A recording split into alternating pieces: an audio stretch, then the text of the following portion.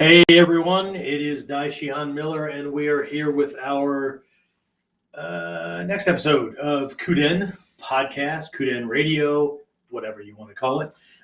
Anyway, I was thinking about the topic for this because they all kind of they both leapfrog off of each other, but there's also branches and things based on questions that come in and all that wonderful stuff.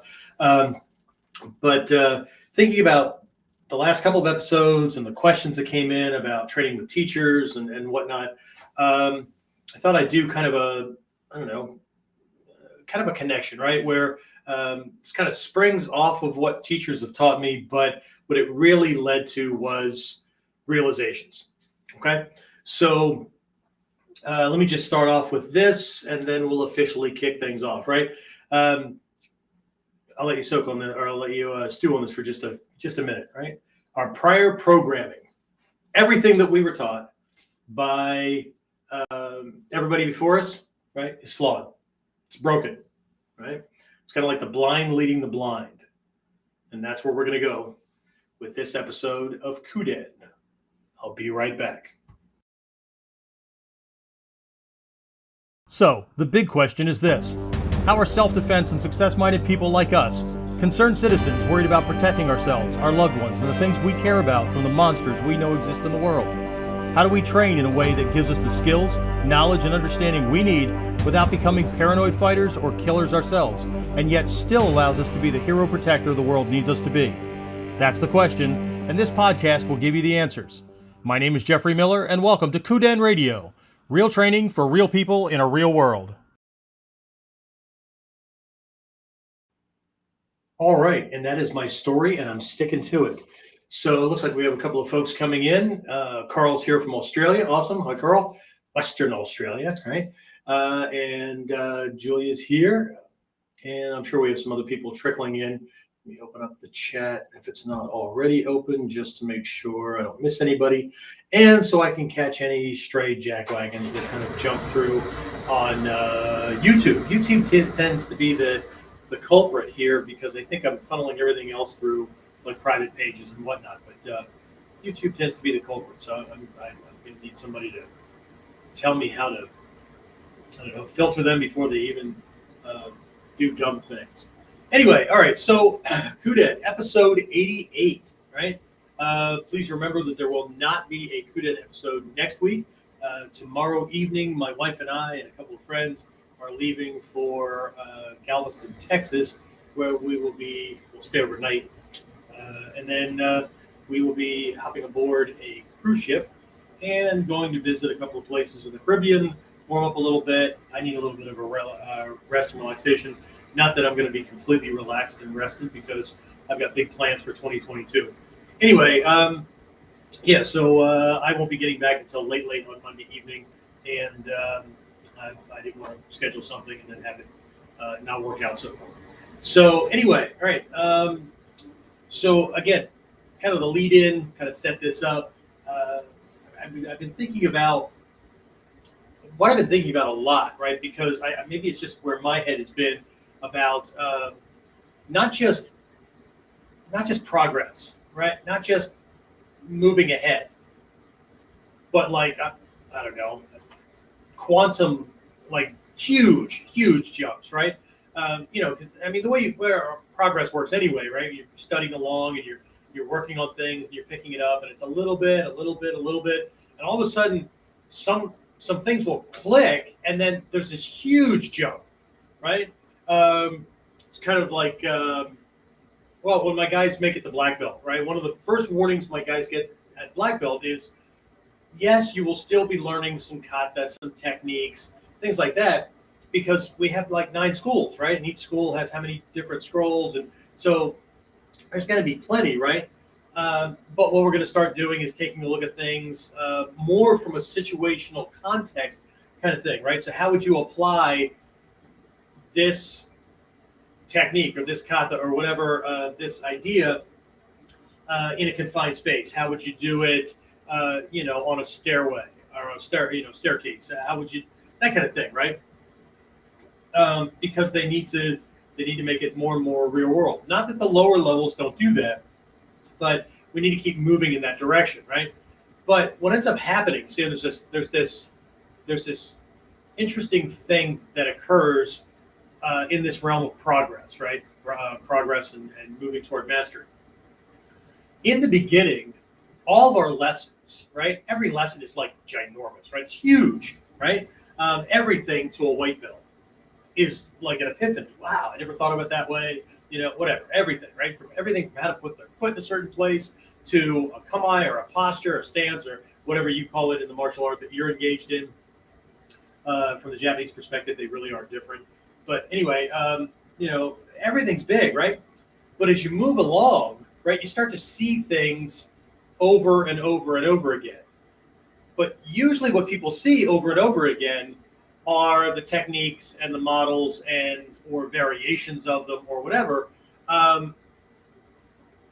So what can happen is we can get confused that we know it all, right? As a matter of fact, on one of the Facebook pages, I think it was last week maybe, I had posted some little quote, insight, whatever, and somebody had responded with, those of us who have already mastered this already know that.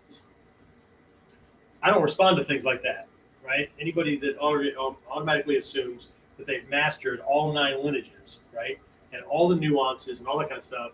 But Natsumi Sensei was still studying all the way up until, retirement. And I don't know that he stopped. I'm not in day-to-day communication with him. But he was still studying, right, for years, well into what we would all consider like uber mastery, right? And so I thought that was pretty arrogant, but that's also the point where somebody stops actually learning, right? As soon as they think they have it, we're going to talk a lot about this tonight, or today, or this afternoon, or whatever you're listening to this. If you're listening to a recording, the folks that are on with me now, it's a nighttime thing, except for Carl, I think. Anyway, so so what happens is the lessons start to become smaller and smaller and smaller and smaller, right?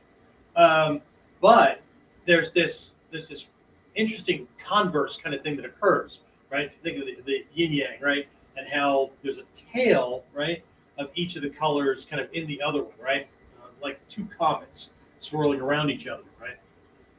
And I'm not going to go into that tonight because it's way deeper than most people even give any kind of lip service to.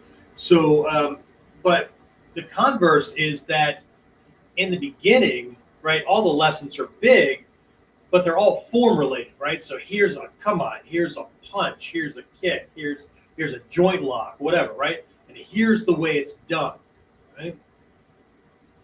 So that's, it's fairly easy to get your head wrapped around it, right? There's this big thing that I can see, right? But as I'm working on things, that thing is what I'm working on, right? I'm working on getting this shoulder dislocation right. Working on getting this throw right. I'm working on getting this counter strike or whatever it is I'm working on. The focus is on that thing. Learn it, get skilled with it, right? Develop proficiency with it, that kind of thing. But it's about that thing, right? But the more we progress, and it seems like the lessons are getting smaller, what's happening is what should be happening, right, with the right guide or the right mindset, is that we stop paying attention to form so much and recognize that the form is actually what the principles and concepts and ideas and things like that look like in the moment, right? So we become more principle and concept oriented, hence the name of my dojo, Warrior Concepts, right? Not warrior moves, right? Not warrior kata, right? But what ends up happening is those lessons, right? The little tweaks, like I'm doing this shoulder dislocation and I realize, oh, see, there's this alignment from shoulder to either elbow if I'm working on an onikudaki, or the wrist if I'm working on a mushadori or something like that, right? There's this alignment. I wonder if that alignment exists in these other things. I'll be damned, right? Sure does. It's there in an Ogyaku. It's there in a Musodori. It's there in a Ganseki Nage. It's there in certain versions, Koto and Koto Ryu and things like that, of the Omotagyaku, of the Uragyaku, those kind of things, right? There's this alignment, right? And then we recognize, holy crap, that little thing, right? That the elbow, walk the elbow out in line with the shoulders, and it already starts to lock up the junction at T8, T9. You don't have to know all this anatomy and physiology. It helps. But you just recognize that the back starts to arch, the middle of the upper chest starts to come out and up, and oh, wow.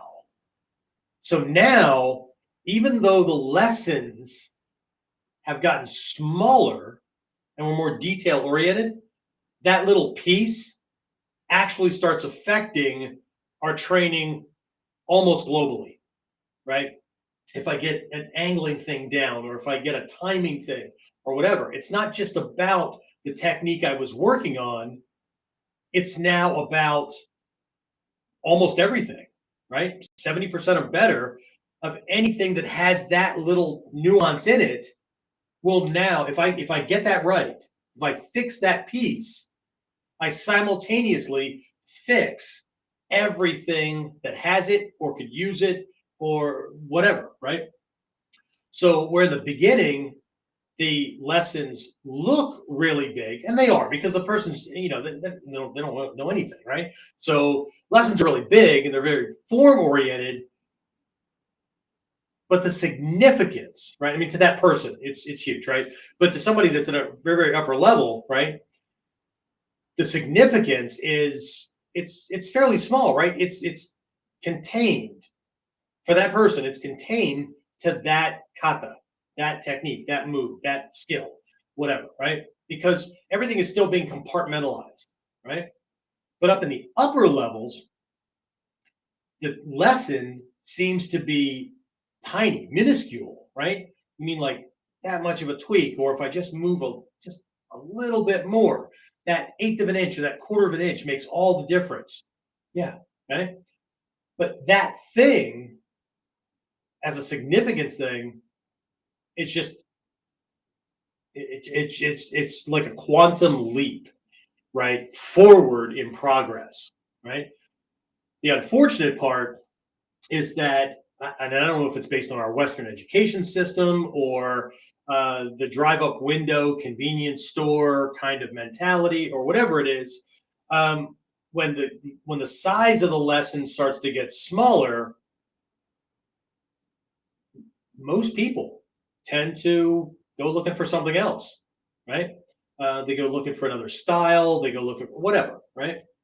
And so, and I'm not knocking anybody that has, style and, pun style or whatever. I think it's important to know multiple things, right?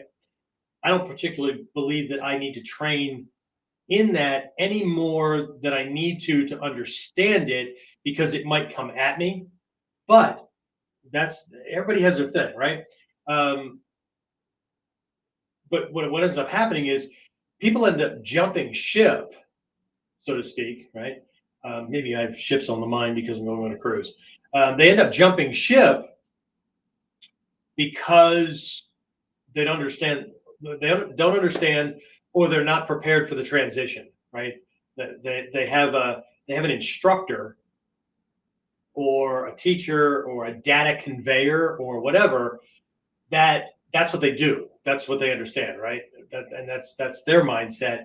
So there's no preparation for transition, right? So what it feels like is just more and more and more and more of the same thing. Okay. And I've had other people from other martial arts come into my school or contact me about training. Most don't do anything because nobody wants to start all over again as a white belt. Well, why should I? Different art, different system. The belt ranking that you're going through is an indication of where you are in this body of knowledge. Okay. Not, right? If you have a black belt in tic-tac-toe, how does that relate to the fact that you have this? The only way it relates to me is if you were able to get that in that system, you should be able to get it in this system, right? But anyway, right? So there's this little, I don't know, it's a flaw, right? It's a hang up. It's a misunderstanding about the process, right? But there's a lot of things that have happened that way, coming up through the ranks. A long time ago, I used to think pretty much the same way other instructors do, right? Students aren't committed, they can't stick with things, right? Whatever. They say they want to do something, but they won't, whatever. And can commitment be a problem? Sure, right? Can distraction be a problem? Absolutely, right? But the more and more that I've taught, and the more and more that I experience and relate to other folks, right? And I can relate this to myself as well, right? Until the head game got shifted, right?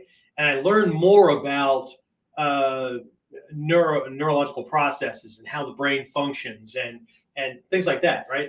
When I was a white belt, I encountered a lesson that went something like this: to understand others, I have to first begin by understanding myself. Okay, and I think this is a big part of the Ninja Seishin Teki, personal clarity, spiritual refinement, personal development, whatever. We'll come full circle to that near the end of this. But this is like the first level of training in the Togakude school. And I know you've heard me say this over and over again. If you stick around, you're going to keep hearing things, right? So, Perry, that's a really good question. I'll get back to that in just a minute. Okay, so what ends up happening again is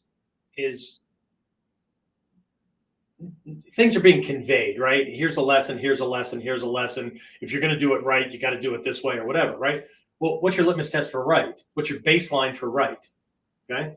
My baseline for right, and I'm not everybody's cup of tea. My baseline for right is, how applicable is this in your everyday life in today's world? As Perry said, 21st century, right? How is it relatable today? Not just the self-defense stuff, but everything else. You know, the 2/3 of the art that people want to chop off because, well, that's that woo-woo shit, and I'm not into that, or that somehow violates my religious principles, or really, right? You've studied that deeply enough that you know, right? Or you're just basing it on what it looks like at the front door, right? So, but what I found was that the most well-meaning, well-intentioned students can end up quitting, and they end up quitting not because they're not intent, right? I mean, they could try to will themselves to do these things. As a matter of fact, let's see, I sent out finally. Sorry, I've been just busy.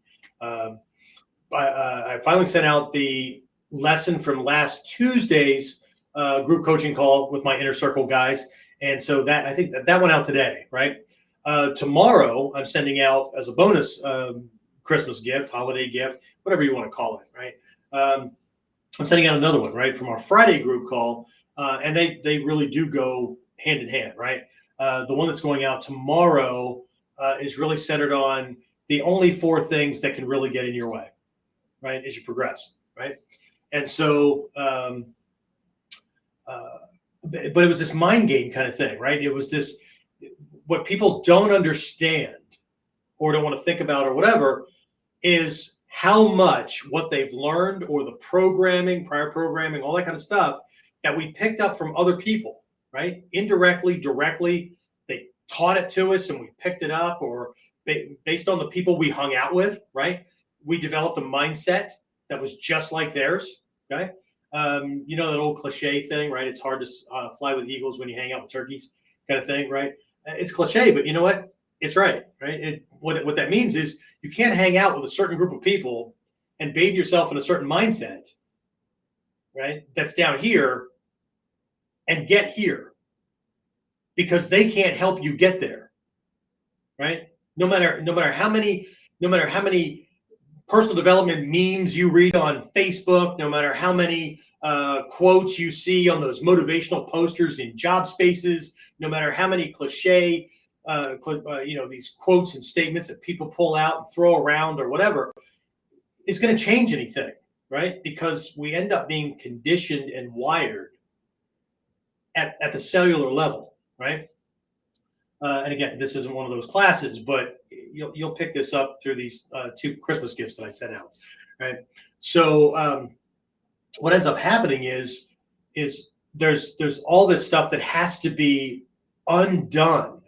There's all this work that has to be done before we'll actually stay long enough to master the skills we imagine ourselves using to put a case of whoop ass on some bad guy that's coming at us, right? So some folks, we just end up sticking it out, right? I ended up learning this stuff on the back end because, I don't know, maybe I was just, I don't think it was tenacious. I mean, you know my backstory. So I was highly motivated to get this stuff.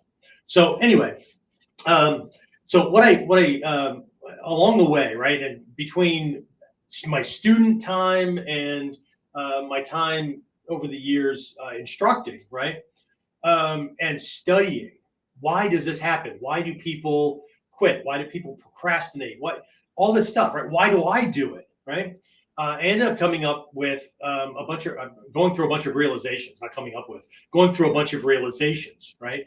And so I have 6 of them that I'm going to share with you tonight. It's actually a bonus one that I kind of thought about at the tail end, but so 6, 7, whatever.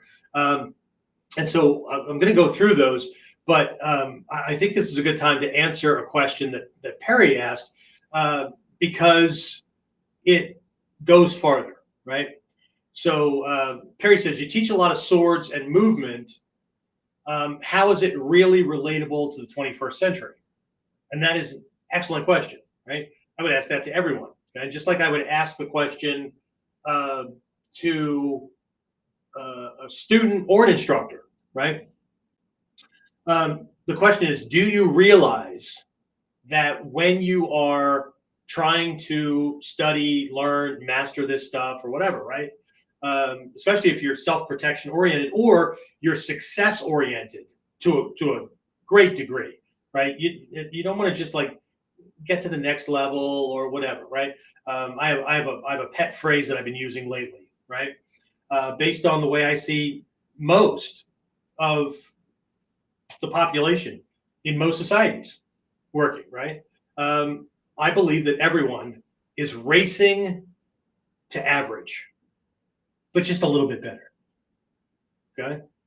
Because, well, depending on the political agenda or whatever, right?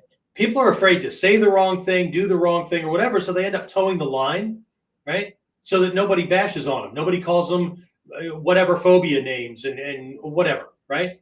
Okay? Except I'm a damn warrior. You can call me whatever name you want. It doesn't make you right, right? And I don't care how much it makes you feel good, right? When you get your head on straight, none of that shit's going to matter, right? They're just damaging themselves, right? And anybody wants to go along for the ride, I can't stop them, right? So, but how does it relate, right? How does it serve you, right?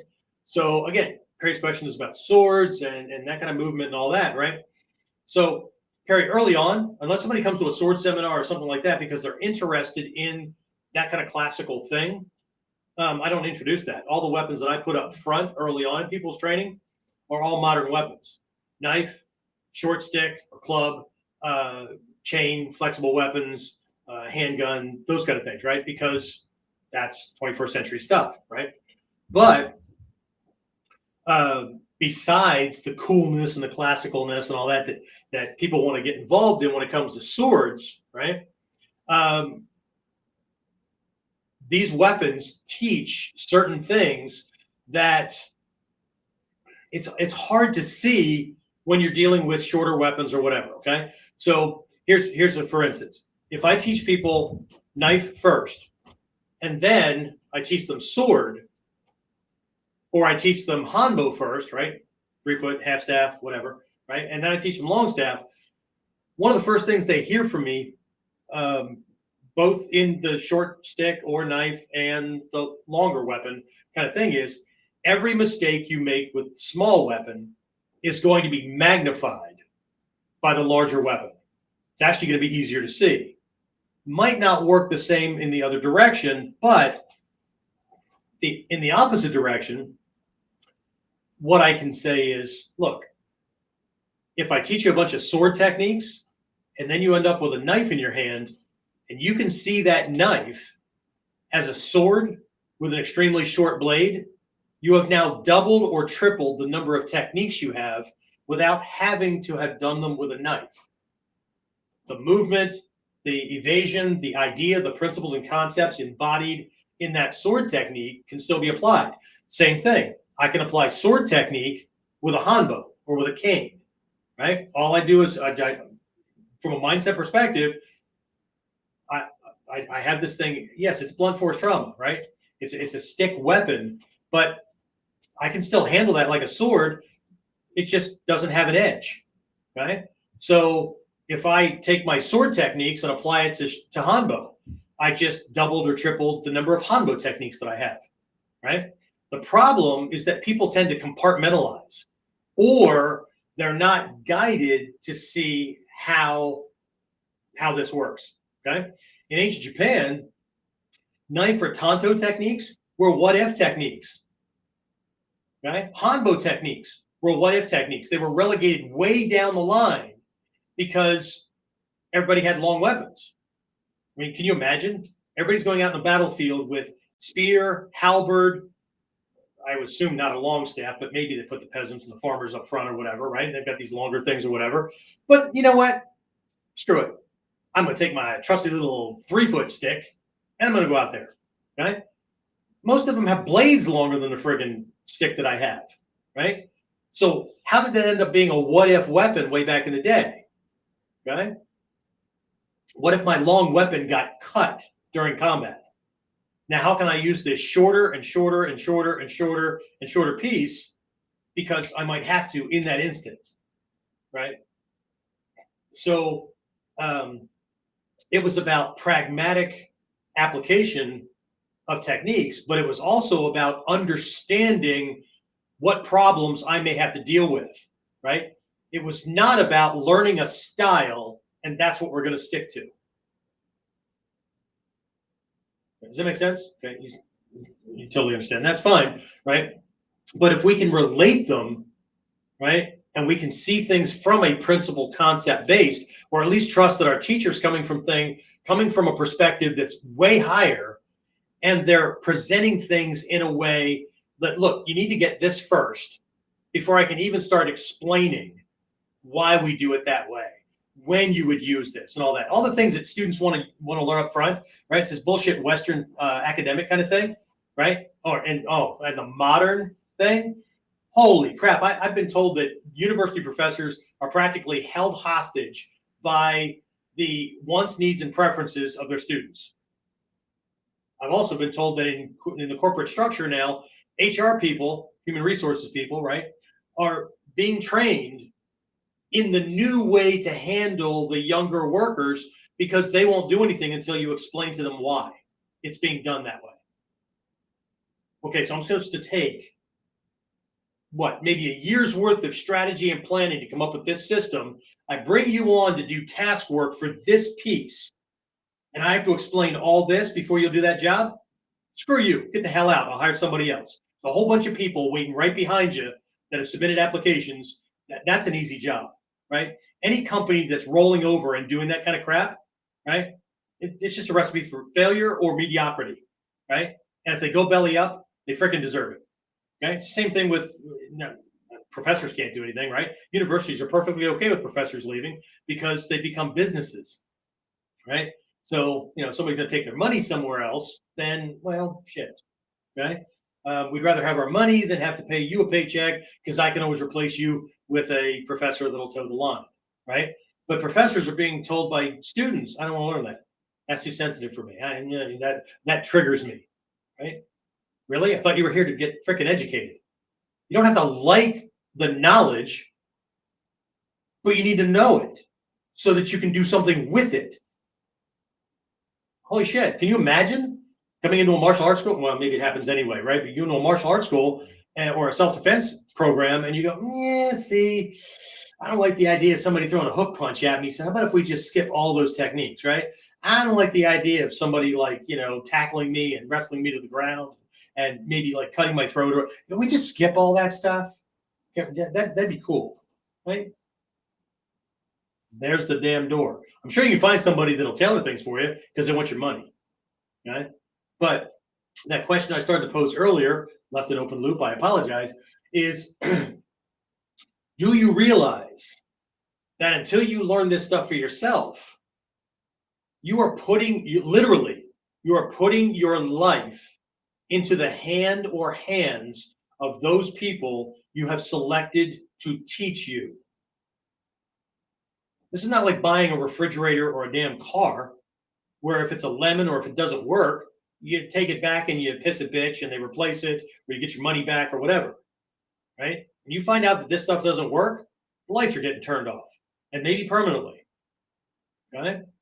This is, and unfortunately, very too often this is true that instructors are teaching because of some freaking ego thing that's going on. They need disciples, or they feel like they don't have any control in their lives except in the four walls and ceiling and floor called a dojo, right? Hate their life, hate their wife, hate their job, hate their whatever, right? Holy shit. Really? You want to be led by that person? Right? So anyway, right? So if you're training in the 21st century, I get it wanting to do traditional things, okay? And I'm perfectly okay with that as long as you are doing this as a classical study thing. If you're not doing it to relate it to produce results in today's world, you can do anything you want. As a matter of fact, I think I posted a meme on, I don't know if I did it on YouTube, but on LinkedIn and Twitter and Facebook and all that, if you're just studying martial arts or anything for the sake of learning that thing, you can pretty much do whatever you want. But if you're doing it for self-defense, that's absolutely not true. Okay? It's kind of like, mommy teaching or grandma teaching you way when you were younger, right? This is fairly a new world thing because I'm an old guy, right? You can be anything you want when you grow up. Okay? You can be anything you want when you get that high level black belt. Really? Okay? Alive too, right? Okay? When somebody comes at me with guns and knives and all that kind of stuff, right? I can still be alive too, right? Okay? Yeah. Well, I guess it depends on your education or your belief system. Okay? So, or the magic wand you have tucked in your back pocket. Anyway, so all right. So the theme for this episode right here, I'm getting to the theme, right? I'm sure for those of you who read things early on and stuff, right?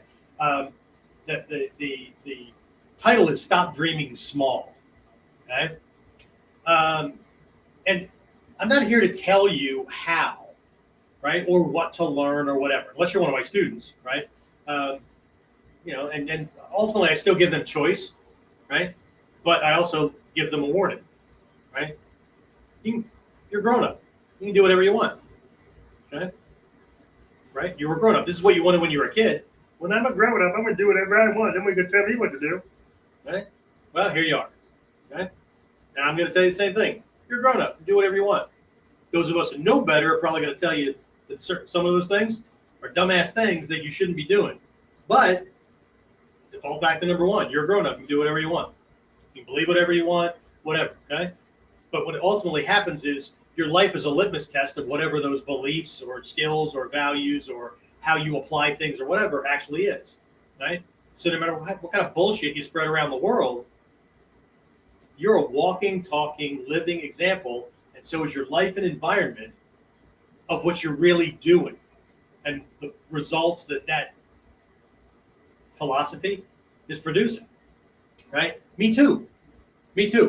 Okay? That's why the guy or the girl looking back at you in the mirror, you can't bullshit them. Okay? And if you've gone that far, you're probably not on training things like this unless you're just soaking up what I'm saying so you can go parrot it to somebody else because you don't know how to explain it anyway. So, but I'm assuming that everybody on this is not that. They're already enlightened and they're just kind of like hanging out with a cool guy, right? And cool, right? Sorry. That made me choke up. I'm getting a drink. I got the wild Pepsi version of it this time. Anyway, all right. So what I have found for myself, one of the realizations that I had, and one of the biggest regrets I have, I'll cover this again in a little bit, is if I knew then, those things, if I knew then what I knew, know now or whatever, I would have, could have, should have. Most people think of getting things, doing things, whatever, right? My biggest regret is I didn't set my goals big enough. And my goals are pretty freaking big. Okay. And they're pretty freaking big now, but I'm betting in 10 years I'm going to look back and go, shit, I didn't set it big enough. Okay? Because wherever you set your goals, you can't go farther than that. Okay? And that's if you execute on your goals. Because any monkey can set goals. Well, no, probably not a monkey. A smart monkey, right? Can set goals. Lots of people set goals, right? Okay. Anyway, so what's Barry at? I wanted to know. I wanted to know you teach how to fall in your system. Which falls won't you teach? Because a lot of the falls you would not teach because a lot of the fighting is done on asphalt, dirt, etc.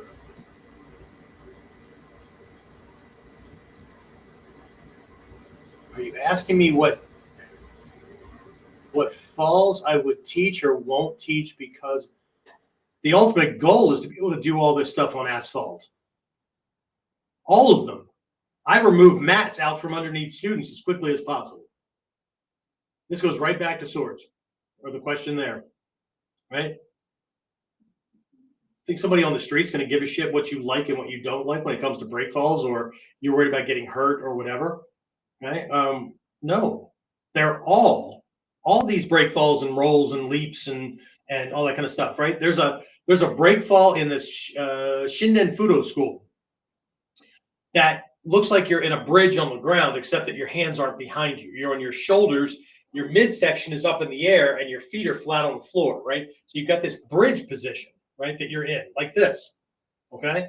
And when you're knocked to the ground or you do you're thrown or whatever, you land in this bridge. So your shoulder muscles are at one point, the flat of your feet are on another, and then you learn to straighten a leg and move another leg so you can literally flip over in place, right, without having your midsection touch the ground. Why is that? Because it was a damn sword through your belt. And if you landed on your sword, you crack your pelvis. Yeah, but we don't use swords anymore. No, but you might have something in your pocket. You might have, those of us who are in law enforcement or security or whatever, might have handcuffs back there, might have a radio on our hip, might have a gun on a hip. If you're a hunter, you might have a buck knife or something like that on your hip. Or anything that if you landed on it, the fight's over. Right? The fight's over. So there are none of these that I don't teach. As a matter of fact, and I will do this all the way down to our little guys, right? I've got this Little Dragons program because we start them early, just like the ninja families did, right? I don't want to hear any shit about teaching kids and you can't teach kids and ninja. Really? Go back to freaking 13th, 14th century Japan and tell all those guys, oh, you can't teach your kids this stuff. The sheer number of morons and the number of bullshit theories that fly around in the 21st century just astounds me, right? What's that saying? Being ignorant of history traps you, or what is it? Causes you to repeat it, right? How about being ignorant of history stops you from actually learning the shit you're supposed to be learning because you don't know anything about the stuff you're supposed to be learning? How about that, right? Anyway, so no, there are none. Anyway, so let me go get through this list of realizations and stuff because that's really the gist of this. And of course, there's questions and comments and all that kind of stuff come up. I'll be more than happy to handle them. Okay, so like I said, I was going through this stuff and I was struggling too. I mean, there was procrastination, there was everything from guilt and shame, things like wanting to go to a seminar, right? And the family pulling the family card, the wife pulling the wife card and all that, right? I understand it. Why do you want to go and do that stuff? I mean, should me and the children feel unsafe because that's what you're learning and you're taking time and money and all that kind of stuff away from the family and wow. And based on baggage that I carried from growing up, and growing up in a toxic family, toxic relationship. I was in a toxic relationship. My role models, right? Toxic relationship, all that kind of stuff, right? One's always folding for the other, and one of the things I had to learn was mutually beneficial relationships, right? That kind of stuff, right? So all of these things, guilt, shame, doubt, fear, you name it, right? So I had to get through these things, right? And luckily, or maybe fortuitously, or whatever you want to call it, right? There was something in me that made me find teachers and find teachers that were teaching more than just the skills. Look around the internet, look on YouTube, whatever, right? Anybody that comes to me because they want to learn moves is wasting their money, right?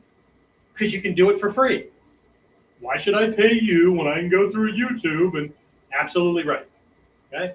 Because all you're getting from me is a logical structure to build on things so that you're moving from ground zero to mastery in a logical way, rather than just throwing shit around and hoping that it lands in the right direction and it all connects correctly and all that kind of stuff, right?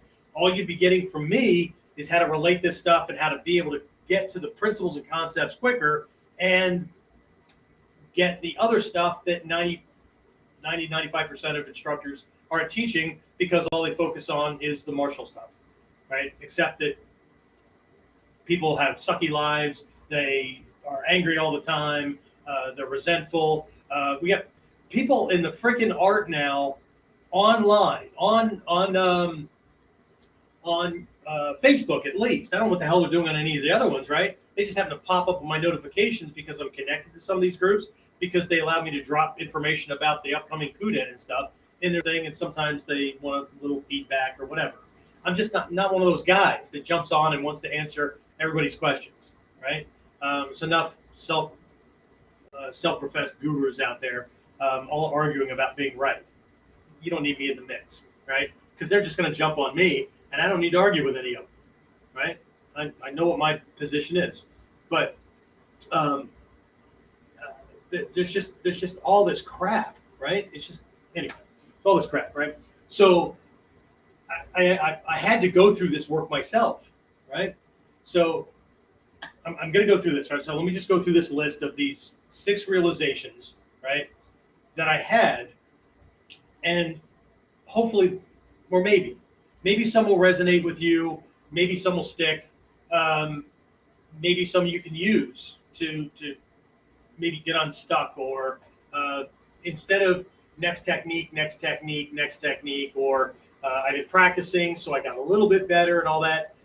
You can go from this kind of activity, or this stalled kind of activity, to like a major quantum jump. Sorry, indigestion.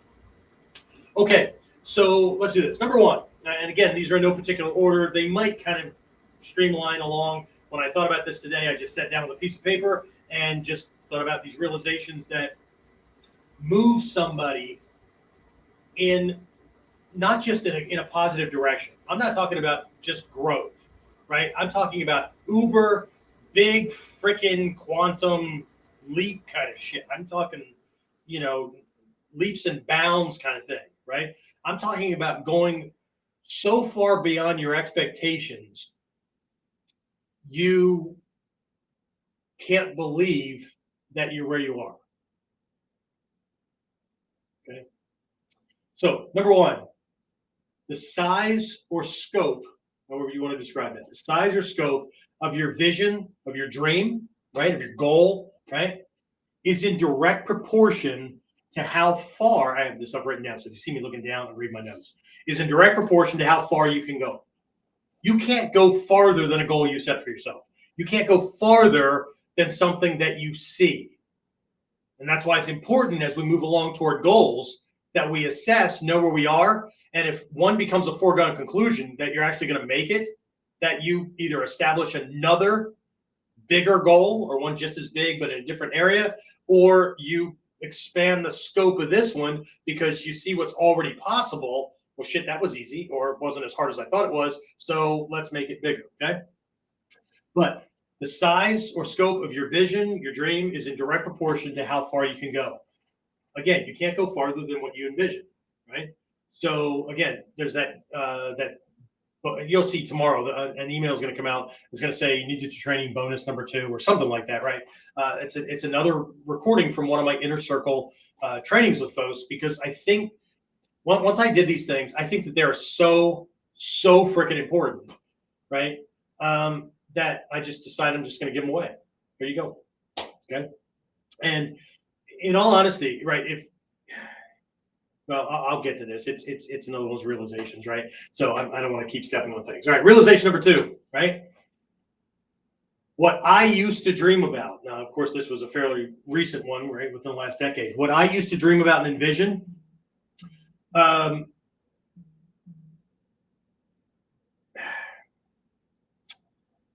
What I used to dream about and envision is how far I got. Okay, so maybe I shouldn't have been surprised when I was promoted to Daishihan, even though it took me a year and a half to figure out what that means, because a bunch of people just were running around. Everybody that I asked, "How does this mean? What responsibilities do I have? What is this? How did right?" And I got what I got was, "Oh, the highest rank. Oh, we're the equal rank now, or highest rank. Only Haku Sensei can say anything about your training." The hell does that mean? Right? So I mean, talk about being like superficial, right? And I had to really like dive into Japanese culture and martial arts and what this term means and what it represents. And then I come to find out that, holy shit, talk about responsibility, right? Daishihan, in most martial arts that use that, and in a general Japanese martial arts context, means someone who can stand in the soke's absence. Holy shit, they did it to me again. Promoted me way beyond what I thought I was freaking capable of, or what I think my skill set is, and all that kind of stuff. So, oh shit, right? So anyway, right? But things I used to dream about and envision for myself wasn't getting my black belt. Actually, when my teacher outlined what each of these black belt levels mean, and I've done that in previous episodes and for my online guys and stuff like that, right? And there's a freebie ebook that I have out. I think it's called what the hell's it called? Becoming the Master, and it outlines at least the first 4 black belt levels in our curriculum and what capabilities, from a principal concept perspective, what abilities you would have and how they build on each other. And so if you're trying something from here and it fails, you've got these things that naturally are fallbacks, not just a bunch of box of toys, different toys stacked on top of each other that aren't freaking related at all, except that they're in the same style, right? So anyway, but I used to envision being second degree black belt was the ability to defend against anybody on the street throwing whatever they want.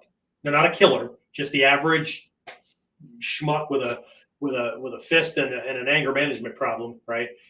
He can throw whatever he wanted, and I could use this stuff and only this stuff, without falling back on something else. Only this stuff to fit in with what he's doing, use his energy, all those martial arts cliche kind of things, right? And win with this alone, right? And then that kind of thing, right? So that was a goal for the longest time, right? And then I'm getting to that, and then, oh shit, now what? Okay, so black belt levels and how we define them, right? Third dan, being able to defend or escape any lock, hold, or throw, even if you have to break yourself. Kill him, go get fixed, you'll be fine tomorrow, right? Or in 6 weeks or whatever, right? Escaping a lock, hold, or throw, being able to push his button so he gives you what you need for the technique you want to apply, right? Because if I'm in Carl's shoes, right? Carl's a police officer, and I'm dealing with somebody that's violent, and I need this guy face down on the ground so it's easy to get cuffs on him, right? I don't care if it's zip ties or whatever you guys are using these days, right? Then I need to do that in the quickest, most efficient way possible and not just get into fisticuffs, get this guy on the ground and have to wrestle him over onto his stomach. And that's just a bunch of freaking wear and tear, right?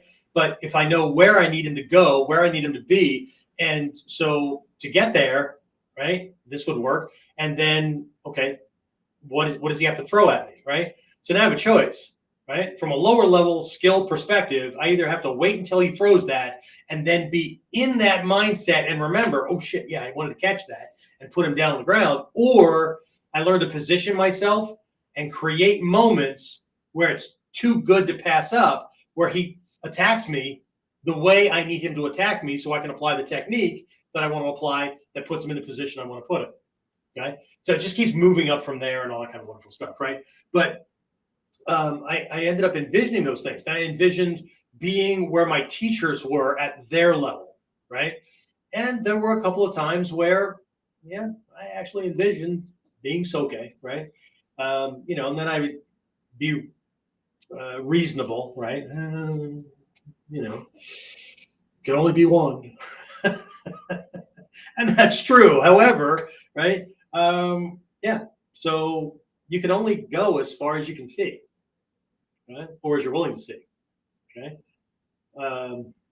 Anyway, so realization number 3. Actually, any questions or comments about 1 and 2?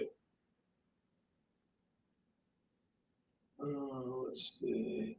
This is a historical question. Would the ninja of their time be considered special ops of their time? Maybe. See, people like to throw that kind of stuff around, right? But special ops are government servers, or government servants. Special ops are part of the government's military. No, they would have been seen as guerrilla warfare, guerrilla soldiers, right? They would have been seen as special forces advisors to armies that paid them for their insight. They've been more like the Green Beret that go to advise or train armies and stuff, or rebel forces or whatever, to be able to do what they need to do to win and flip a government and things like that. Okay, so yeah, as long as we're thinking special ops, we're only thinking about combat tactics. Ninja specialization was in the background. Spying, information gathering, yes, sometimes assassination, but advising. That's little fun fact, right? One of my daughters, Kelsey Quinn, was actually named after the job of a ninja. Okay, one of the translations for Kelsey, right, is warrior, right, protector, defender, okay, in Old Gaelic. And Quinn is a term that meant teacher, educator, or advisor. So, and her name is actually hyphenated, Kelsey Quinn. She doesn't have a middle name. It's Kelsey Quinn Miller, right? And so she was actually named after the job of a ninja in ancient Japan. All right. So,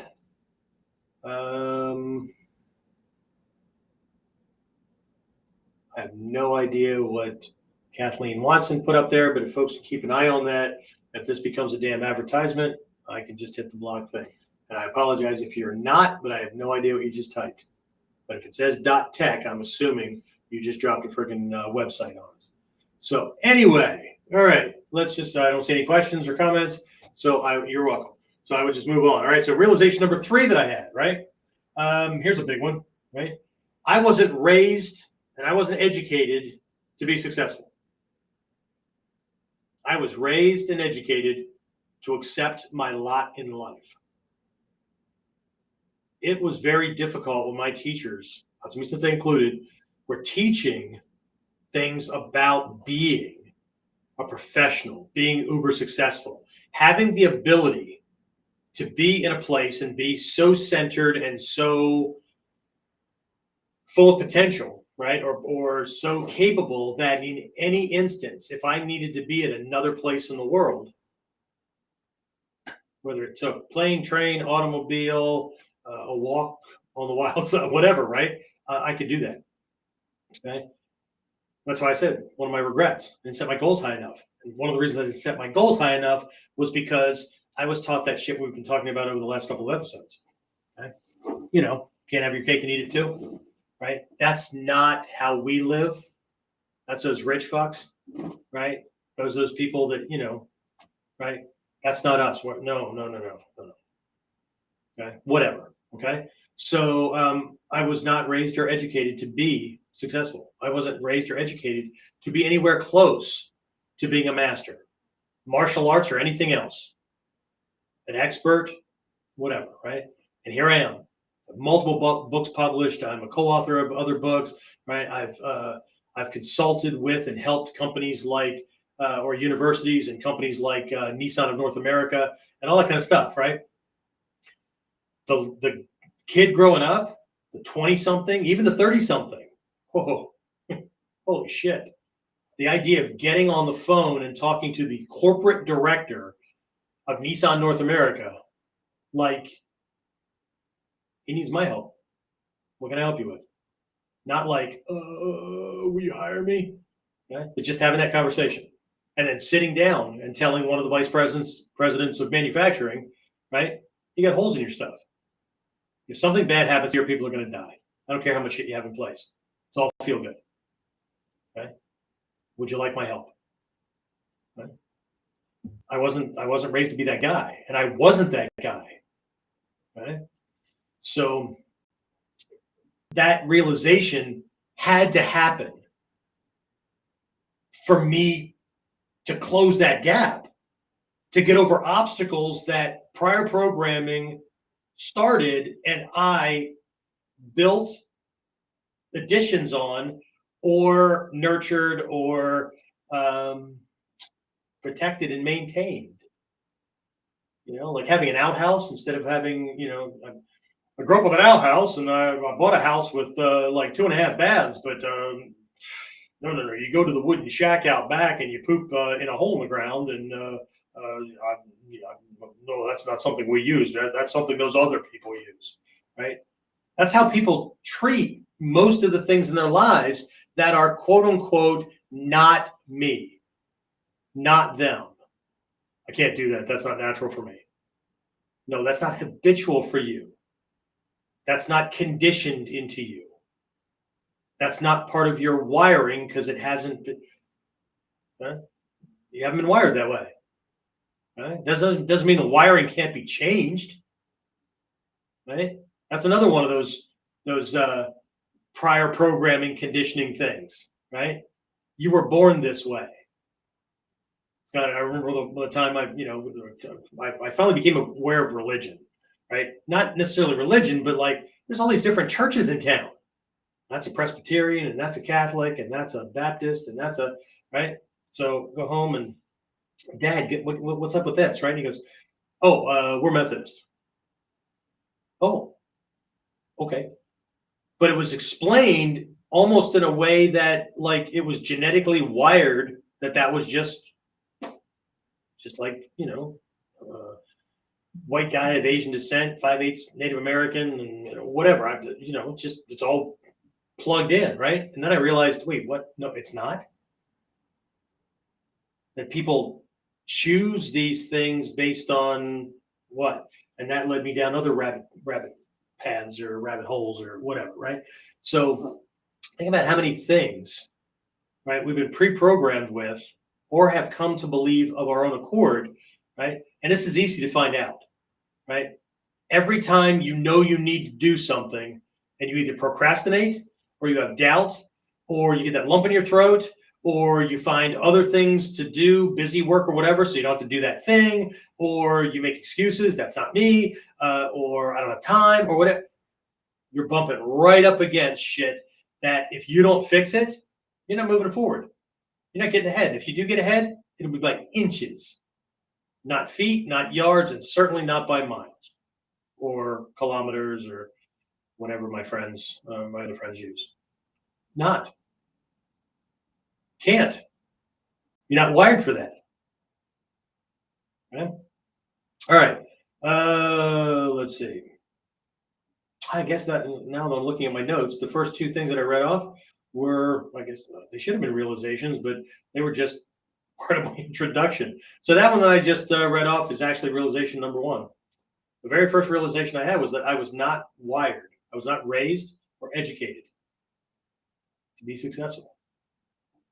I was raised and educated to pick a job off of a list that people at my station in life,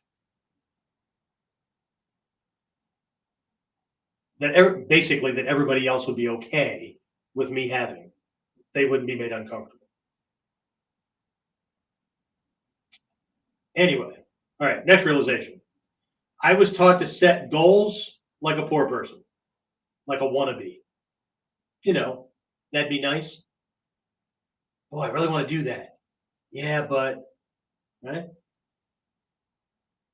Not like a successful person, right? So here's the big aha kind of thing, right? Um, the way that I was taught to set goals was based around the idea that what I have right now, time available to me, permission, the money in the bank or in my wallet or whatever, determines what I can do. So this stuff allows me to get those options. Like there might be, I don't know, 3 options, 5 options, whatever, but they're all within the same price range. They all take the same the amount of time because right? You get 4 days, you get a week of paid vacation, you get. Well, thank you very much. I appreciate it. Thank you, master. I appreciate it, right? Which is why people resent their jobs and their bosses so much, except they took the damn job knowing what the restrictions were. Because we were taught that we have to have a job. Really? Huh. Had I known that, here I am. I made mine. Right? Not just this. Consultancy. I haven't worked for somebody else. I've worked for lots of clients. I have way more bosses than you do, right? I've worked for more clients, a ton of clients and all that, right? But the cool thing is that I can fire them. And I do. Because I don't go in like a mooch and a poor beggar hoping that they'll take me because I'm good enough. You called me. I obviously have something that you cannot solve, or you don't have in-house, and you don't have the expertise in-house to solve. Let's go. Right? Same thing. People walk into the martial arts school. Right? You know those other cliches, right? Customer's always right. You know who probably said that? Either a poor business person who didn't know how to frickin' get enough customers, and so they're going to trip over themselves to make sure that everybody else is happy. So hopefully they come back, except that every time you appease somebody, right, they got what they wanted, right? They didn't have to work that hard for it.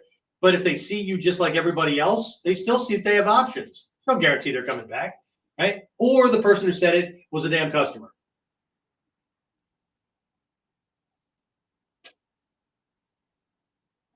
Anyway, so again, that's the what I call the poor person or the wannabe kind of thing, right? What I have, this is how much time off I can get. This is how much time away I can get because honey won't let me have any more. This is how much money I have. This is what I think I can do comfortably and not feel uncomfortable, even though I'm dreaming about doing this other thing. Those people will probably look at me like I'm some freaking street urchin, or, well, don't dress like a street urchin, right? But anyway, instead of doing it the way successful people do, right? What that is they determine what they want, they set that as their goal, and then they figure out what they need to make that happen. And then they do that thing, or they do those things, right? Here's one of the biggest fallacies I was taught growing up. Tell me if you too, right? That you can't set a goal until you have all the stuff you need to attain the goal. What a bunch of horse caca. That is absolutely backwards. You can set a goal anytime. And I promise if you set the goal, it's kind of like, I don't know if I can afford that car. buy the car. Now you'll figure out how to make the payments.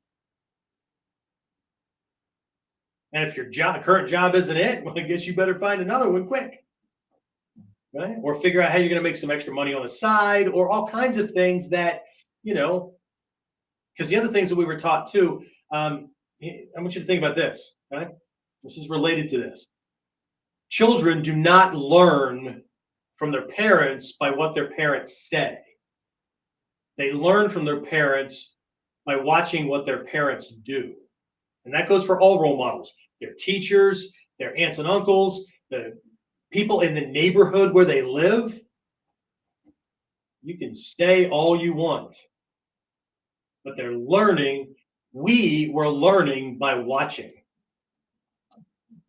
We learn to be afraid. We learn to be cocky and arrogant out of one side of our mouths, but as soon as there was an authority figure there, no, that's not what I really meant. Yes, sir. And then walk away into your breath, asshole, whatever. Okay. If you were really that strong and you were really that tough, but see, I wasn't taught by people that can help me get here.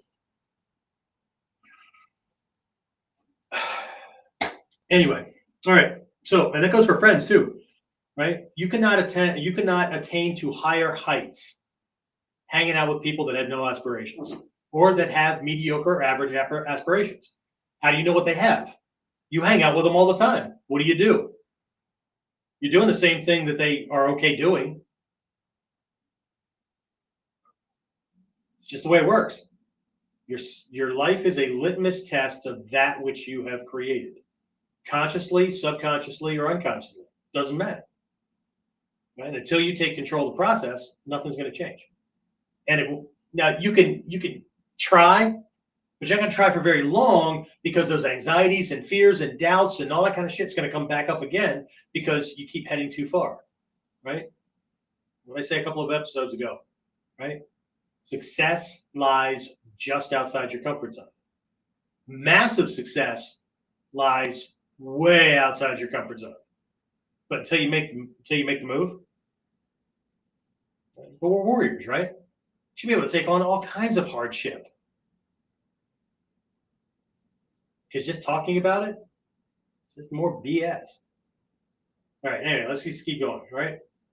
Okay. So realization number 3, right? If I was going to be successful, I needed mentors who were already doing that thing that I wanted to be able to do. The guy down the street that learned some karate, that could show me some moves. What I didn't know then was, have you ever used this stuff that you're teaching me to protect yourself against the kind of people that I want to be able to protect myself from?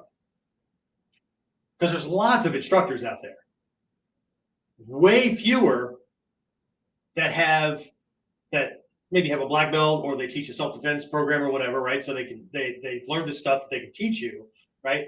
And they've been in fights, so they know what it's like being inside a fight.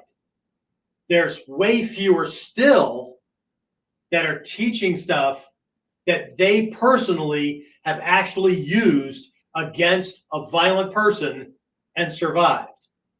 Not tried to use it and get their asses kicked, but got bragging rights. We got a kung fu guy in my area. He's known for getting drunk and getting in lots of fights. Right? He wins some, loses most, whatever. But he's got this reputation for being a tough guy, and everybody wants to go train with him. You fucking high? The guy loses more often than he wins. Okay? So, and the people that have seen his fights, they're like, that's not the stuff he teaches in class. Right? So how we describe a goal and how specific we are about what we want changes everything. Remember what I said about scope? Not just the size of your goal, but the scope of your goal. Right? The detail in the description changes everything. Okay? I think I mentioned this a couple of episodes ago, right? For a lot of people, their goal is they've always wanted to train in the martial arts. Great. Go to school, take a trial lesson. Now you can quit. You've now successfully trained in the martial arts. Goal accomplished. That's all it takes to accomplish that goal. If that's not what you meant, then you weren't detailed enough. Because as far as I'm concerned, you were successful. Goal completed. Now go do underwater basket weaving, or I don't know, drunken polo. Who knows? Right? Anyway, all right. What else do I have here? Right. So I needed mentors that were were already doing that thing I wanted to be able to do at the degree or at the level that I want to do. Right. My goal wasn't to be a teacher. There's so many people running around, right? Or they've come to me and they go, I want to learn this stuff and everything. Well, why do you want to learn it? Well, I've always wanted to have a dojo. Okay. Get a couple of videos, learn some moves, get really good at them, open a dojo. Okay. But that's the goal. Okay, great. So what are you going to tell the people when they walk in the door and want to learn how to not die? They want to learn how to not be beaten, broken, or killed by some freaking maniac. Oh, we can do that. Yeah. I used to have a long distance student. He's way up in age now. He came to me because he had been training with somebody else for years. Got attacked, got his ass handed to him. Everything he tried didn't work. And he was pretty highly ranked. Went back to that teacher who had been professing the entire time. Self-defense, self-defense, self-defense. Went back, told this teacher, look at me. Your shit didn't work even halfway.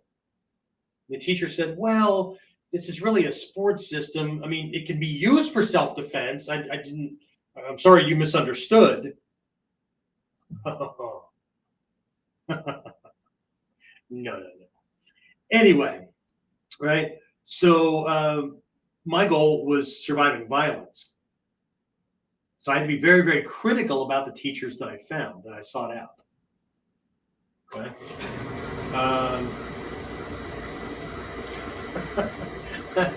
Oh, I got some killers in here, right? So my first instructor was family, but then I scared them and they stopped instructing.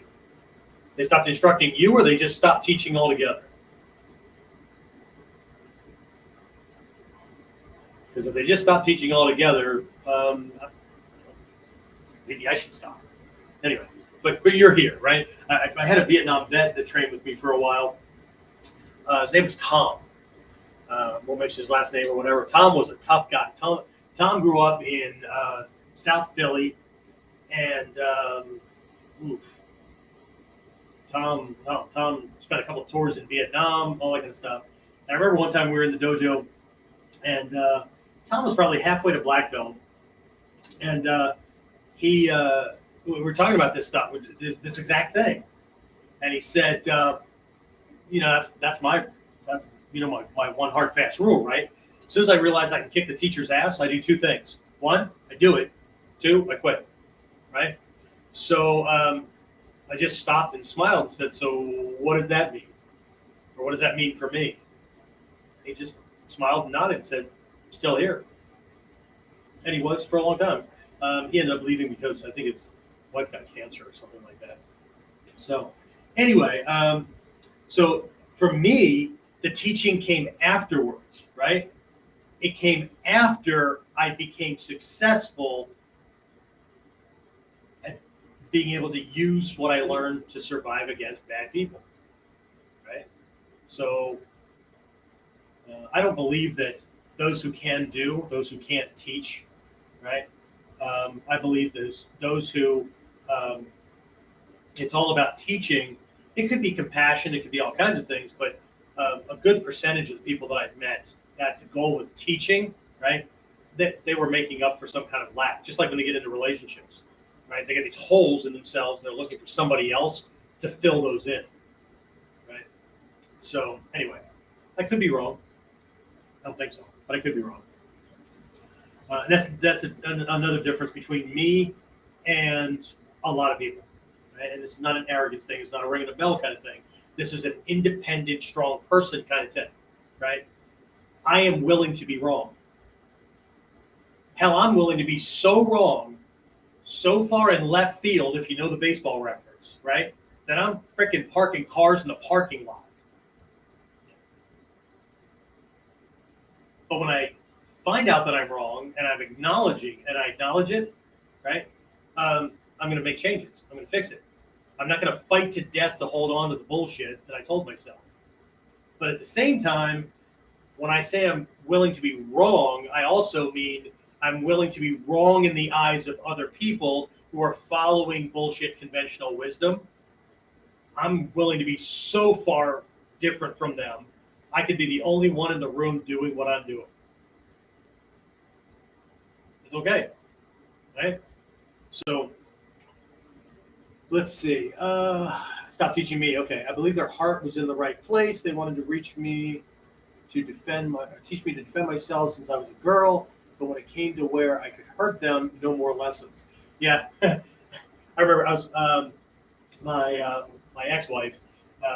She trained in this, and she actually trained under my teacher because I didn't want to be the one promoting her. I didn't want anybody coming into the dojo going, "Oh, she's that rank because she's married to the teacher." And no. Okay, you can go to see my teacher too, and he could promote you, and then all bets are off, right? But anyway, she was 5'2", 5'3", something like that. I mean, not that I'm very tall, 5'6" and change, right? But we get these big guys because we live right near several penitentiaries, right? Several prisons, state prison, a couple of federal prisons, that kind of thing, right? So we get these corrections officers coming in, big guys, right? And when we would show them like knee leverage takedowns and all kinds of things like that, right? Where it only took a little bit of energy and effort because it takes 65 pounds per square inch to break an adult knee. I don't care if it's me or Arnold Schwarzenegger, right? Catch it in the right angle and the right, with the right pressure, and it goes, right? They wouldn't stay more than a class or three because they had a hard time believing that somebody as small as me or my ex-wife or whatever could put them on the ground that easily. And it shook them that much to their core because their entire lives, these guys were like, what, 6'4", 6'5", 6'7", whatever, right? Big guys, right? And that just flew in the face of, because they'd always been able to be stronger, bigger, survive certain things and whatnot because they had bigger muscles, body mass, and whatnot, right? So that can absolutely really shape people. Absolutely, right? So I'm proud of my younger girls or my students or whatever when they put me down and stuff because I'm like, yes, absolutely. Now you have it, right? So now it's time to like shift those things. But at the same time, see, at my dojo, I have what I call a master's creed. We have a student creed, which is for brand new students coming in. We have vows of intention for those who put themselves on a path and dedicate themselves to growth. We have a warrior's creed, right, which is just flat out, this is how I live. This is not about belief. It's not about intention. This is just the way it is. And then I developed a master's creed. I don't make any of the other instructors quote this, learn it, or anything like that. This is strictly for me. And my master's creed is the day I cease learning, the day I stop being a student is the day I am no longer fit to be a teacher. So if my students ever get close enough to be able to take me that way, I am either 95 and half decrepit and a foot and a half into the freaking casket, or I've already stopped learning and they're catching up. And they need a different teacher. I need to pass them off to somebody else. And I've already done that. Right? So, but I absolutely believe that.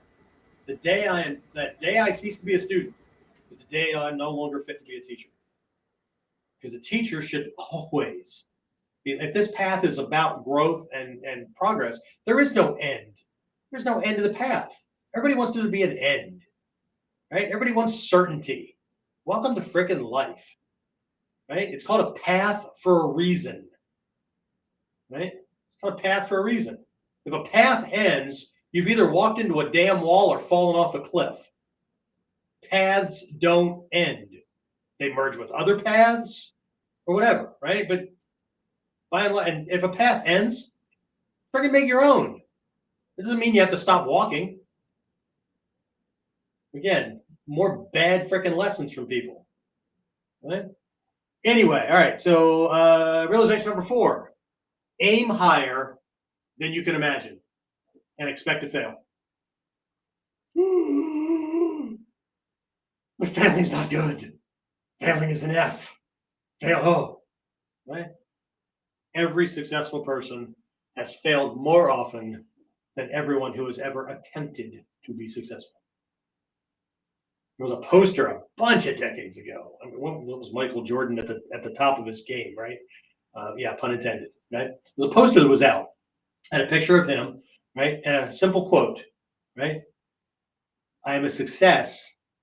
Right? But it listed like how many free throws he missed, how many dunks, how many shots he took, and how many he missed, and all that kind of stuff, right?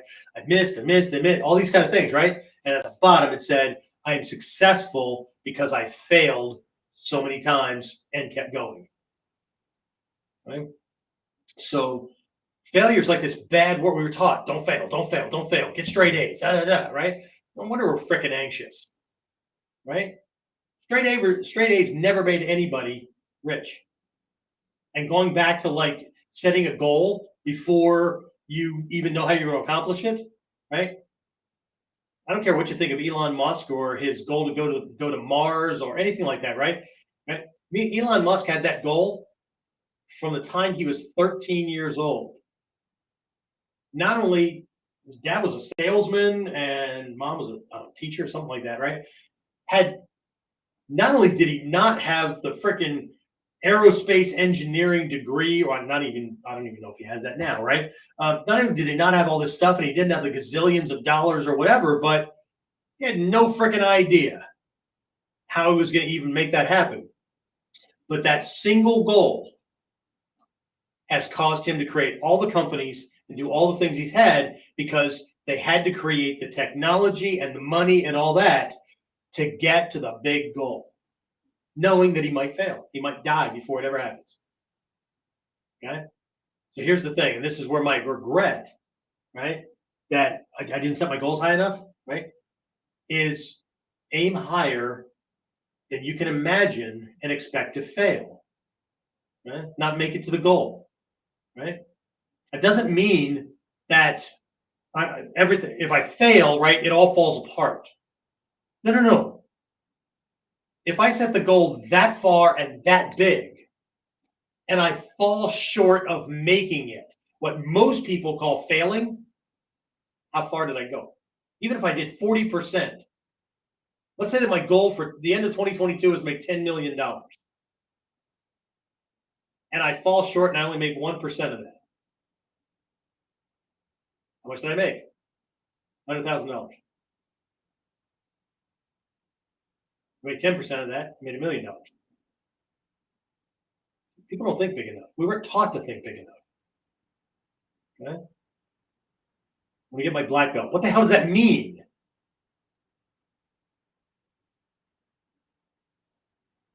Okay? Set it so big that you think you're insane. I just told a couple of really, really close people and people on my team that are going to help me do these things. And through 2022, I'll let some folks know some of these things. But when I told them a couple of the goals, right, eyebrows went up, they sucked in. That's a big one. Yep. Next words out of my mouth were, ask me how I'm going to do it. How are you going to do it? I don't know. What I do know is I will figure it out. Okay. Will I make it that far? Don't know. Probably not. But look how freaking far I will be when I fall short. This is an exercise that I give to the youth students at the school when we're doing the life mastery thing around success and goal setting. And I'll say, same thing every other adult in their life says, right? What do you want to be when you grow up? Right? Okay, fair enough. Okay? You don't even know enough about life yet, right? There's another thing, right? We were conditioned from early childhood to pick something we were going to be the rest of our lives based on a choice made from a perspective and an understanding and all that. We had no freaking idea what all was available or if we were even going to like that thing or not. and what was all involved, the good and the bad, right? I've changed positions more often and directions more often, right? And more often than not, I'm smiling. While everybody else is freaking resentful and bitching and all that because they hate their job, they hate their, if I knew what this was like when I started, I would have got.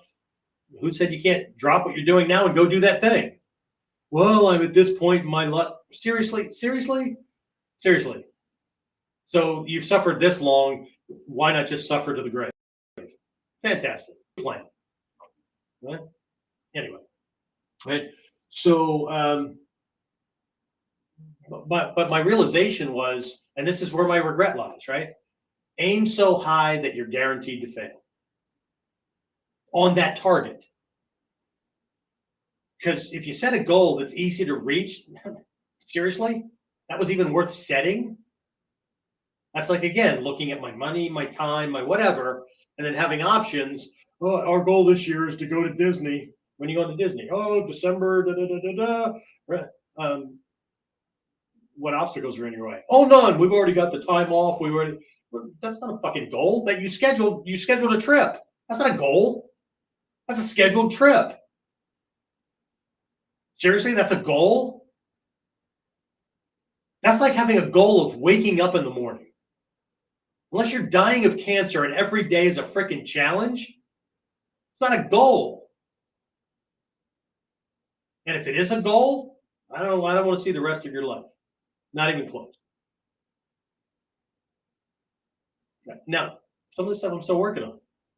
Because I still have those, when I set these really big goals, because if I really had a big set of brass balls, I'd have added a zero, at least 1 0 to my financial goals. And I would have added a whole bunch of other things to my Marshall goals, to my relationship goals and all that kind of stuff. But at the moment, I want to put all my energy in one direction. But I also know myself that when if I get to 80% of these goals before the deadline, I'm not going to move the deadline, right? It came to here. So I'll just expand the goal. I'll make it a bigger challenge to get more done in that amount of time. Okay. It's kind of like the commission system I have at the dojo.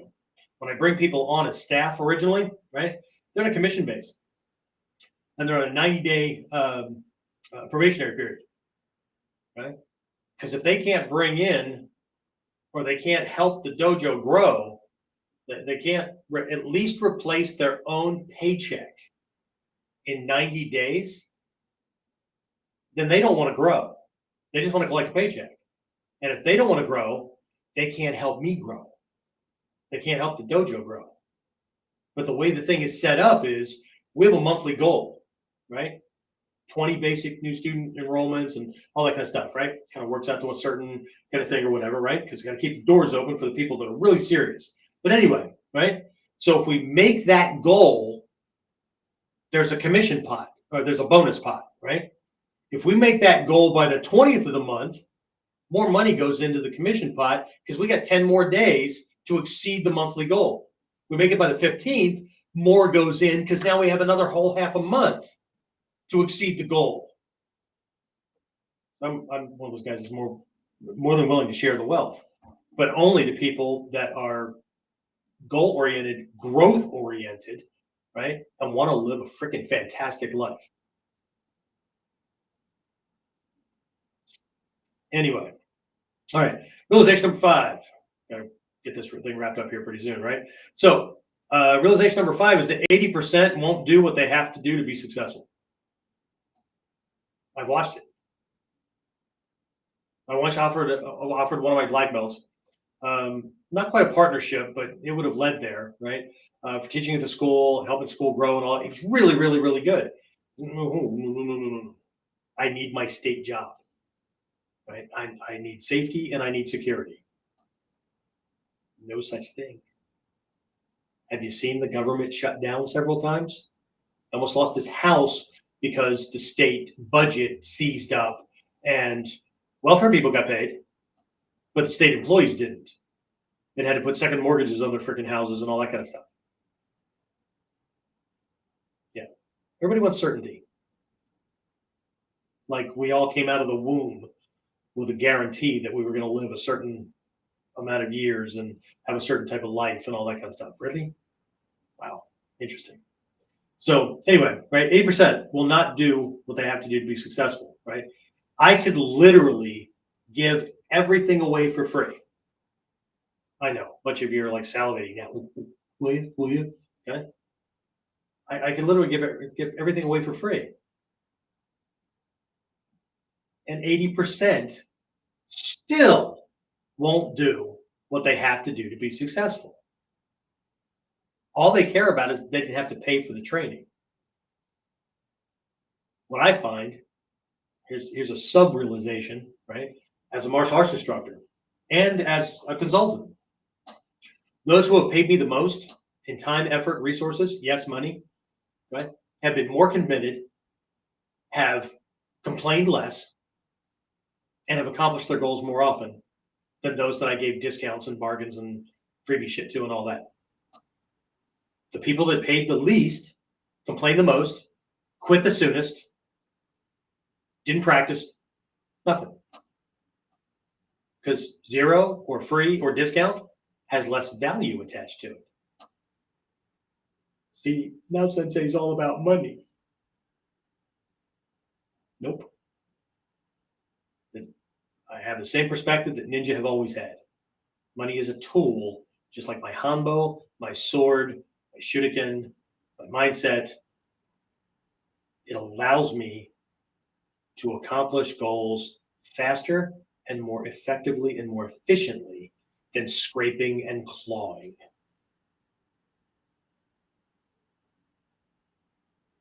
Money's the root of all evil. That's not what the Bible says. It says the love of money is the root of all evil. Get it right, or don't quote it. Money's nothing but a tool. And without money, you better be growing chickens and corn and all kinds of shit that you can barter with other people who need that thing to give you what they have so that you don't starve. But that's not going to happen in today's world because too many people are used to kicking back on their ass because, well, the government says I only have to work 8 hours, but I get breaks here. And I've showed you my little planner book and all that. And on most of these days, right, there's very few that don't say it, right? Where I mark out my lunch, it says working lunch. And then after it, there's a slash and what I'm doing while I'm eating my sandwich or whatever I'm having. Okay? I don't have time. I don't have time. You don't have time. Anybody that ever told you that you have time was full of shit. Don't worry. Don't stress yourself. You have time. Really? It's the one thing you can't get back. I could lose all my money and make money back, right? I did. Slip, fall, break my back, ended up in the hospital and stuff. Rehabilitate myself and get my skill set back. Can't get time back. Can't. Okay? So here's the truth. Here's what truth to me, right? Here's my realization. No matter what, 80% won't do what they have to do to be successful, even if you handed them the shit for free. Even if you took them by the hand and drug them to where they need to be and said, look, do X, Y, Z, ding, you'll get the reward. They won't do it. Okay? 20% will be interested. For those of you listening on Apple Tunes and on Spotify and all that, right? I'm making air quotes, right? They'll be interested and give it here are the air quotes again, a try. Okay? They'll be interested and they'll give it a try, right? Some will keep going. Most won't. Because it's going to end up being more challenging than they imagined it to be. Right? Only 5% will actually do it. And only about 1 or 2% will really go all in.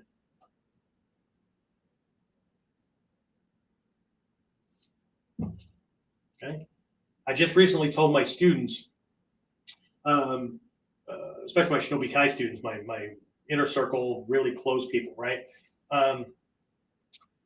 most people are here to learn, self-defense, martial arts, or whatever, right? But that's average, right? Again, everybody's racing to be average, but a little bit better, right?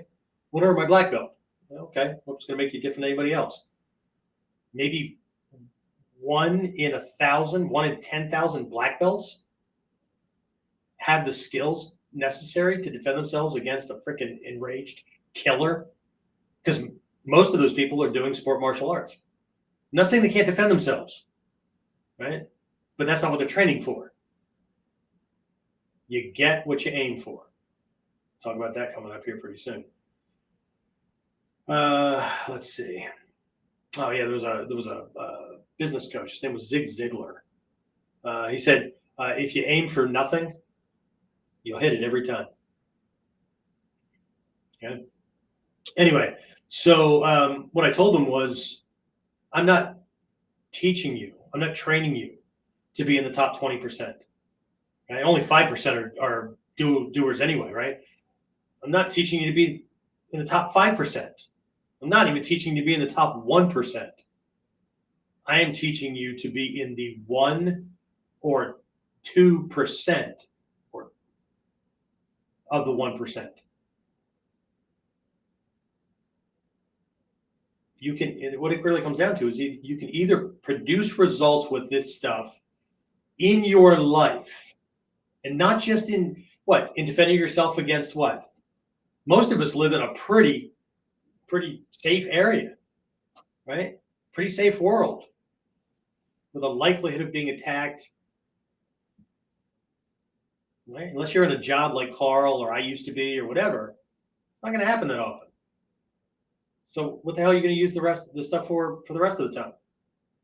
Luckily, Ninja 2 has all this stuff about life mastery. Nobody wants that, because, I might end up being one of those assholes that, those people that I called assholes, and I don't want to be one of those, because then I'd be a hypocrite, because now I'm doing that stuff. Interesting.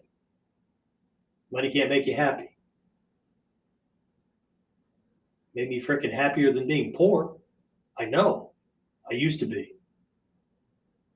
I'm going to be a martial arts master, whatever, Don't you know enough? I don't know. But I don't want to end up being in a situation and need something that I'm not good at. It's amazing to me how many people stop in the lower Q levels. Okay?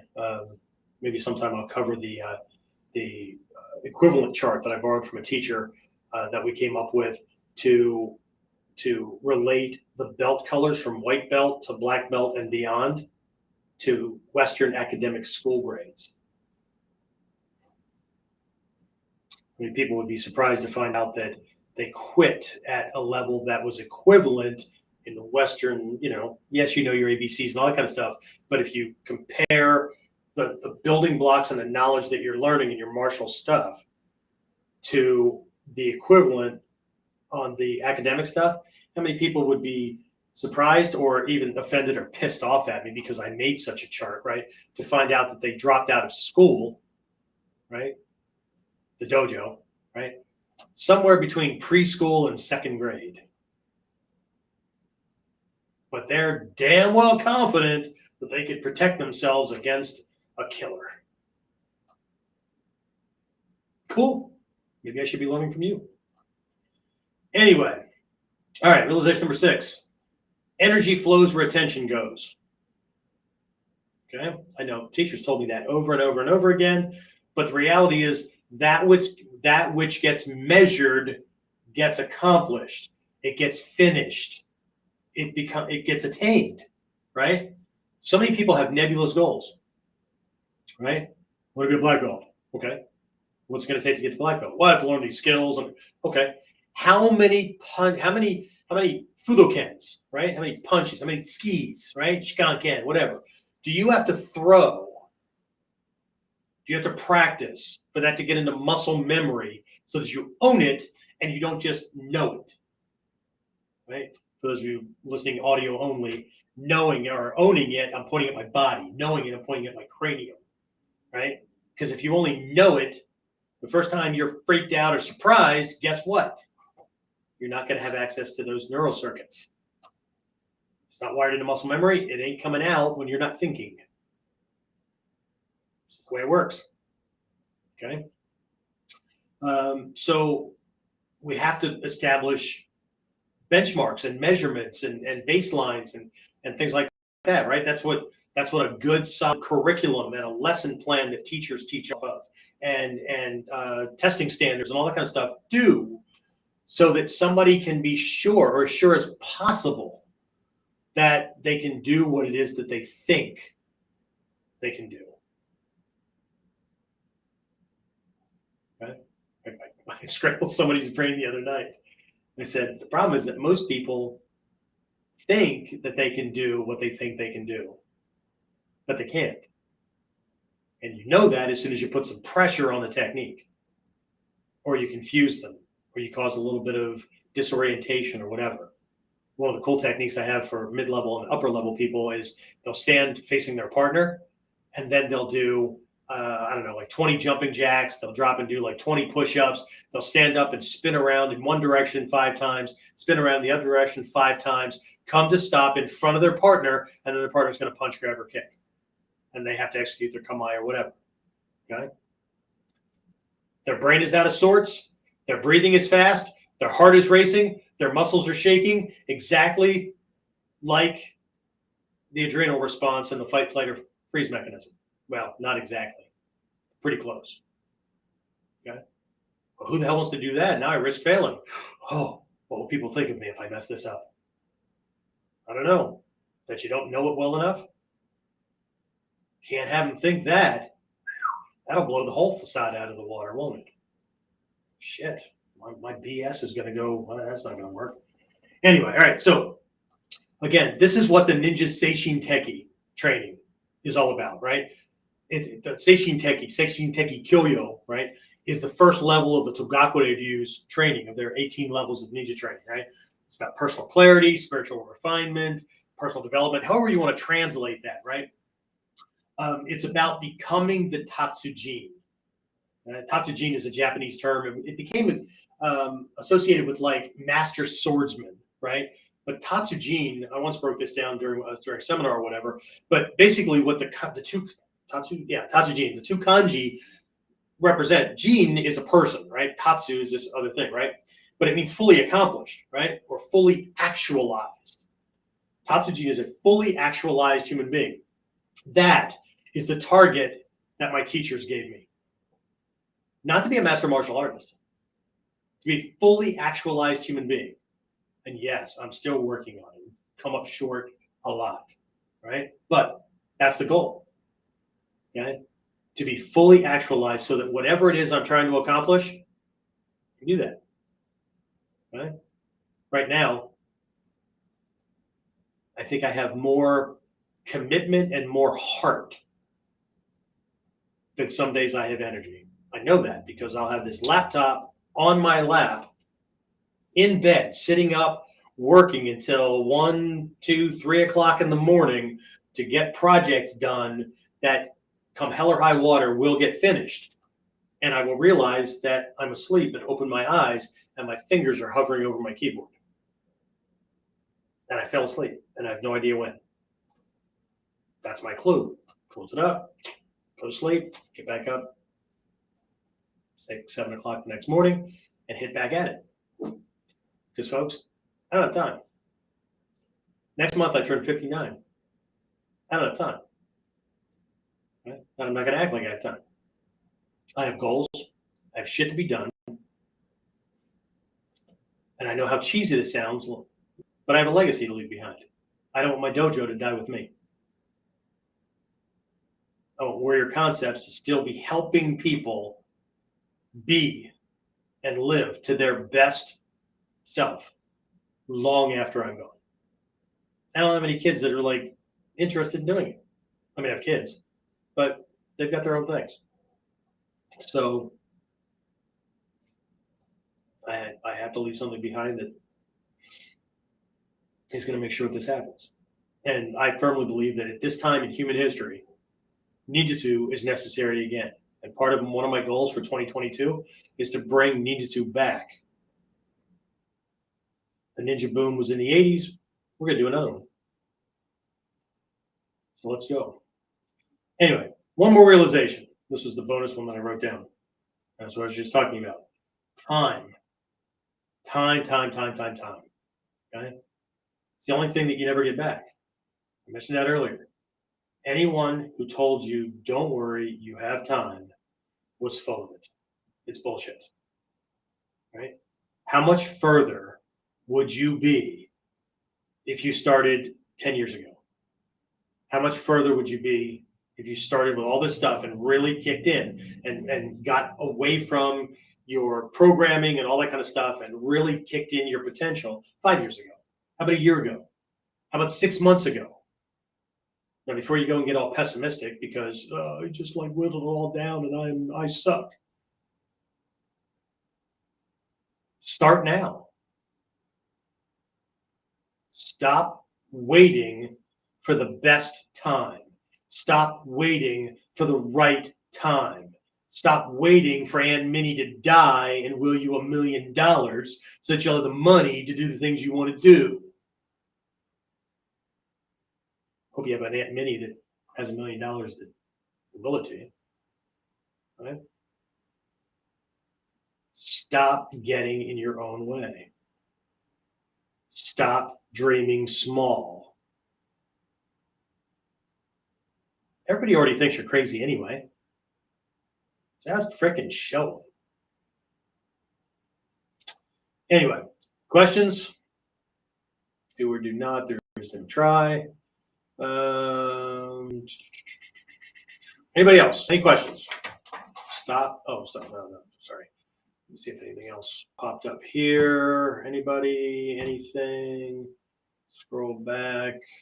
All right, I don't see anything, guys. I'm going to wrap things up because I have a whole bunch of stuff to do tonight and tomorrow, and I'll be in and out during my cruise thing because I'll still be working late nights, even though I'll be trying to rest and get as much enjoyment out of my trip throughout the days as possible. But it's just my nature. Okay? People like to say I'm a workaholic or whatever.